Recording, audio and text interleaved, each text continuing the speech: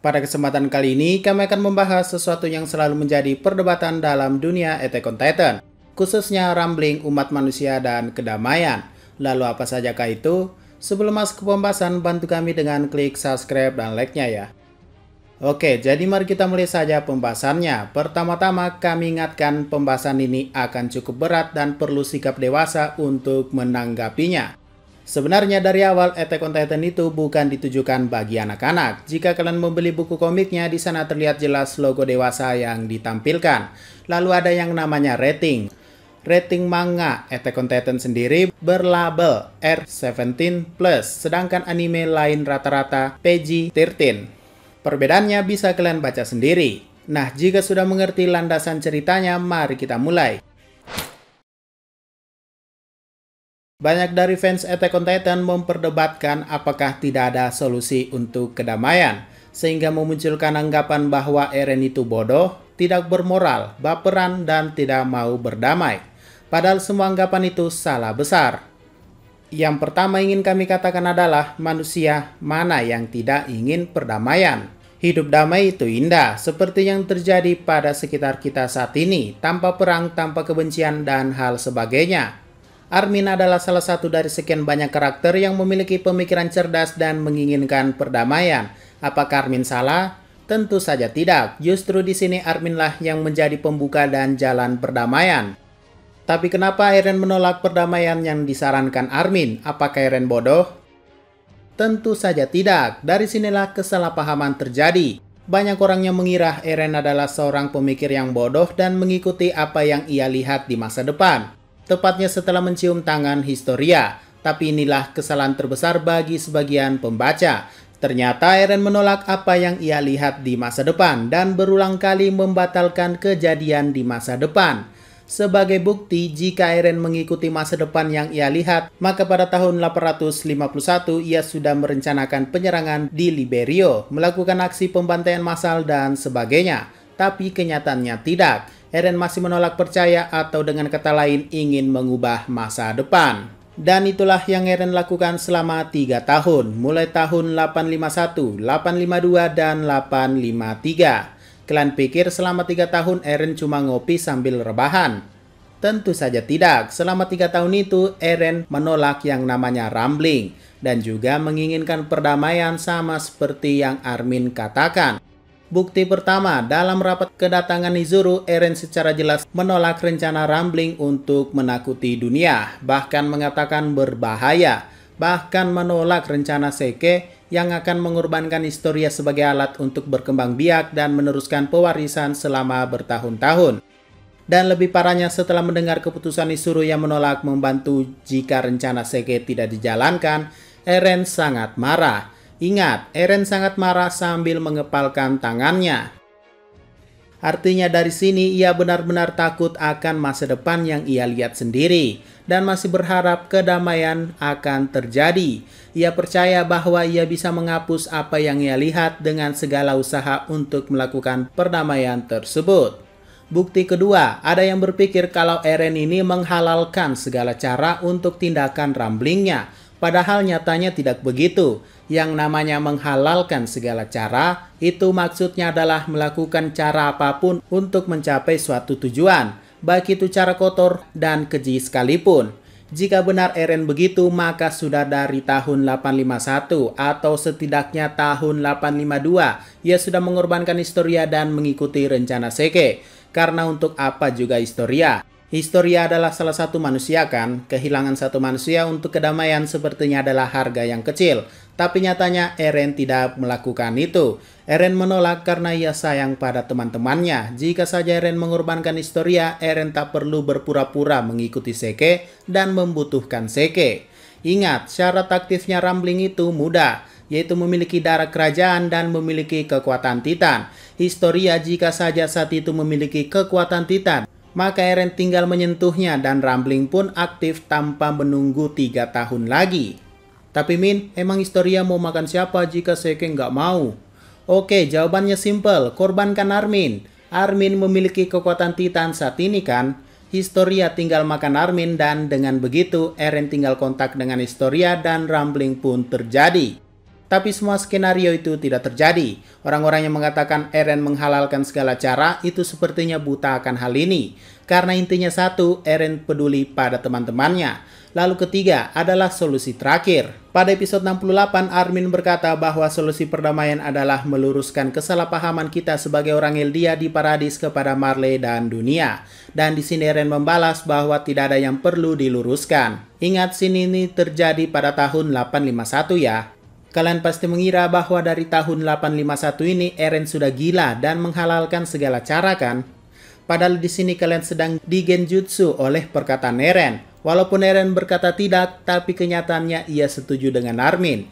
Hal pertamanya adalah Eren berkata akan mengulur waktu dan menemukan solusi, yang maksudnya adalah selama 3 tahun tersebut. Kedua, walaupun Eren berkata tidak ada yang perlu diluruskan, tapi ia menjilat omongannya sendiri demi Armin. Buktinya pada chapter 123, Eren pergi dengan Armin serta seluruh pasukan pengintai generasi mereka untuk meluruskan kesalahpahaman Eldia Paradis dengan dunia, dengan diwakili oleh organisasi pelindung Eldia di seluruh dunia. Dan Eren menghadiri rapat itu. Begitu juga dengan Armin. Ya, lagi-lagi Eren menolak masa depan yang ia lihat dan masih berharap perdamaian yang diharapkan oleh Armin. Tapi kenyataannya sama saja seperti sebelumnya, organisasi ini tetap mengutuk Eldia yang ada di Paradis dan mengkambing hitamkan mereka. Katanya semua Eldia di dunia adalah korban, sedangkan di Paradis adalah pelaku yang harus di bumi hanguskan. Tentu saja ini membuat Eren meninggalkan rapat itu. Dan puncaknya adalah ketika Eren melihat penampungan orang Timur Tengah sambil menangis. Eren percaya pada Armin. Eren percaya pada kedamaian. Eren percaya bahwa masa depan yang ia lihat itu bohong. Tapi selama 3 tahun ini sepertinya itu adalah fakta dan kenyataan. Masa depan yang ia lihat ternyata adalah kenyataan. 3 tahun yang lalu yang ia habiskan ternyata percuma.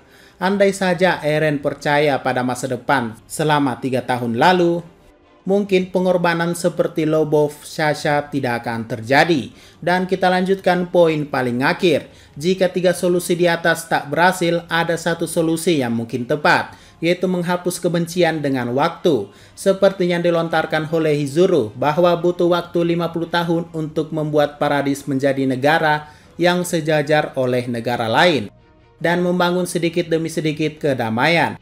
Tapi perlu kami katakan di sini, itu adalah hal mustahil. Menyerahkan permasalahan dunia pada generasi mendatang bukanlah hal yang tepat, seperti yang dikatakan Hanji. Lalu jika solusi ini disetujui, Eren, Mikasa, Reiner, dan yang lainnya sudah jadi tengkorak alias sudah mati. Dan dengan begitu, penerus mereka lah seperti Attack on Titan Next Generation yang akan menjalin perdamaian. Tapi apakah ini solusi yang tepat walau harus mengorbankan Eren dan semua karakter penting dari Attack on Titan?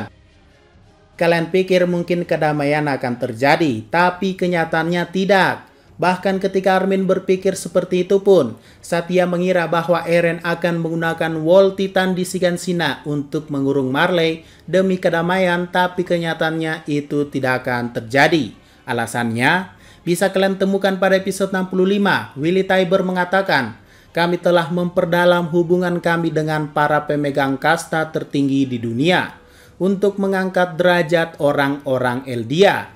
Lihat dan buka mata dan perhatikan kata-kata mengangkat derajat orang Eldia, yang artinya kurang lebih adalah agar orang Eldia bisa dihargai. Ingat, keluarga Tybur sudah menguasai Marley selama 100 tahun. Selama 100 tahun itu, ia sudah berusaha membuat Eldia dihargai oleh dunia. Tapi kenyataannya, pada generasi Grisha, Faye masih dianggap iblis. Grisha masih diperlakukan layaknya kotoran. Tapi mungkin ada yang berpikir, mungkin Willy Tybur belum lahir, jadi belum ada perubahan. Oh, yakinkah kalian? Buktinya saat Gabi dan 3 temannya bekerja, ia masih dipandang rendah oleh negara lain.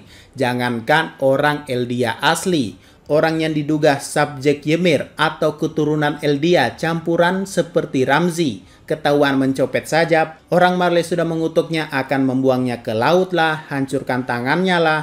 Sudah lihat kan, namanya kebencian mendalam itu tak bisa dihilangkan dalam hitungan tahun, mau seberapa lama pun itu.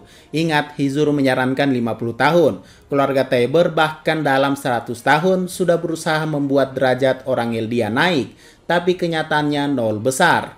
Kebencian masih tetap ada, kebenciannya sudah mengakar, jadi percuma. Eren dan Historia mati demi kedamaian dan Marley mendapatkan kekuatan founding Titan, sejarah yang sama akan terulang lagi.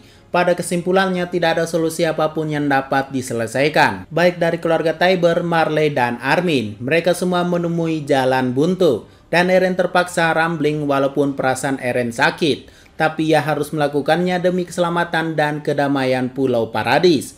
Tapi ya, mau gimana lagi, kalau Eren tidak melakukannya, mungkin orang Eldia yang di Paradis yang tak berdosa yang akan mati. Dan hal ini akan berlanjut di sesi 2.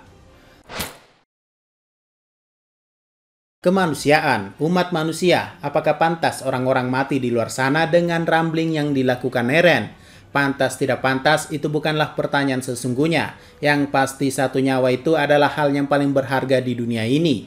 Ya, benar sekali. Dari sisi manusia, Eren melakukan tindakan yang sangat brutal, alias Eren sangat bersalah di sini. Eren mengambil kehidupan di luar sana dengan jutaan World Titannya. Tapi bukan berarti pihak dunia adalah korbannya. Mereka juga pernah melakukan hal yang sama. Maksudnya, keduanya adalah korban dan juga pelaku. Banyak yang mengecam Eren bahwa ia sudah sangat keterlaluan. Bahkan bayi baru lahir pun diratakan olehnya. Tapi mungkin kalian lupa, penyerangan di distrik Shiganshina di sana ada bayi juga. Ya, itu bayi, bukan gorengan atau butiran debu.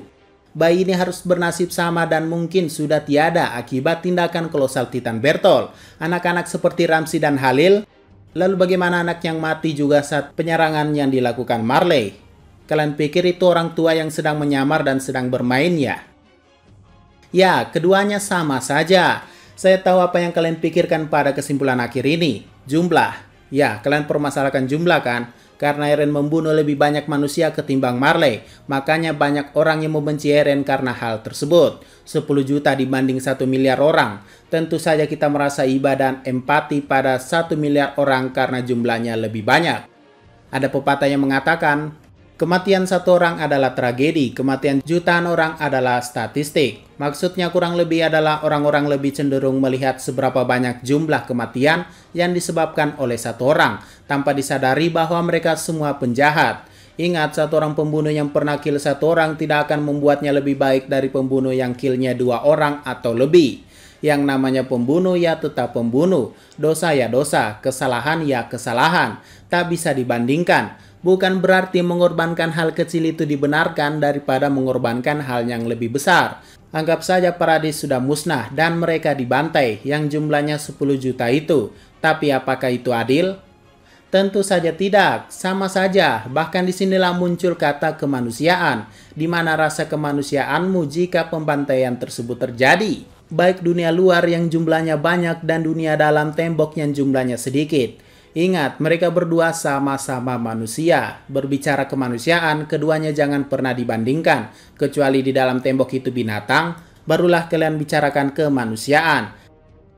Hanya saja Eren mempunyai kesempatan untuk melakukan pembantaian sebelum dibantai, makanya banyak orang yang mengecam tindakan Eren. Padahal jika Eren tak melakukannya, orang-orang tetap mengecam Eren. Karena apa? Ya, karena mereka pada dasarnya sudah benci. Mereka mungkin marah dan menyesalkan, kok Eren gak melawan sih? Kan jadinya Levi, Armin, Mikasa pada mati, dan hal sebagainya. Dan akhirnya kita masuk ke sesi terakhir. Pembenaran. Dalam dunia Attack on Titan, itu 11-12 sebenarnya dengan dunia nyata. Orang-orang selalu melakukan pembenaran. Banyak orang yang menyalahkan Eren dan membenarkan tindakan Marley. Padahal itu salah besar. Seperti yang kita contohkan di atas, satu orang pembunuh yang kill satu orang tidak bisa dibenarkan karena ada satu orang yang killnya 2 orang. Setelah rambling diperlihatkan, banyak orang-orang munafik yang berpikir, penyerangan yang terjadi di Shiganshina ternyata pantas mereka terima. Ini mah bukan apa-apa. Jumlahnya kecil doang dibandingkan dunia luar. Nah, inilah yang namanya pembenaran. Ironi di atas ironi. Kebenaran di atas kebenaran. Orang-orang membenarkan tindakan ketika ia melihat tindakannya lebih buruk dari itu. Lalu ada hal yang penting yang mau kita bahas, yaitu Gabi Brown. Akhir-akhir ini banyak yang empati pada Gabi karena telah membunuh Sasha dengan alasan ia terkena doktrin Marley. Oke, cukup masuk akal dan kita harus memakluminya. Tapi yang namanya manusia, satu manusia itu memiliki nyawa. Dan kembali lagi, pembunuh tetap pembunuh. Oke lah, jika alasan Gabi kill Sasha karena telah membuat kampung halamannya jadi neraka. Tapi saat Gabi kill orang yang ingin membantunya di penjara, itu tak bisa dibenarkan lagi. Gabi secara terang-terangan membunuh manusia. Jangan berlindung pada kata doktrin. Memang Gabi tidak sepenuhnya salah, tapi perbuatannya itu tetap salah dan tak bisa dibenarkan. Masa satu manusia mati kalian tenang-tenang saja? Jika intinya memang benar Gabi begitu karena ajaran Marley, tapi emosi dan mentalnya harus dikontrol juga. Jangan jadikan alibi kill orang menjadi alat pembenaran. Dan akhirnya selesai. Ya, kami harap kalian dapat mengerti apa yang kami sampaikan. Selalu ingat, satu manusia itu lebih berharga dari apapun. Dan kedua hal buruk tak bisa dibandingkan dan dikatakan lebih baik dari yang satunya. Oke, mungkin itu saja pembahasan pada video kali ini. Jika ada pertanyaan dan masukan, silakan komentar saja di bawah ya. Sekian dari pembahasan kali ini. Jangan lupa like, share, dan komentarnya ya.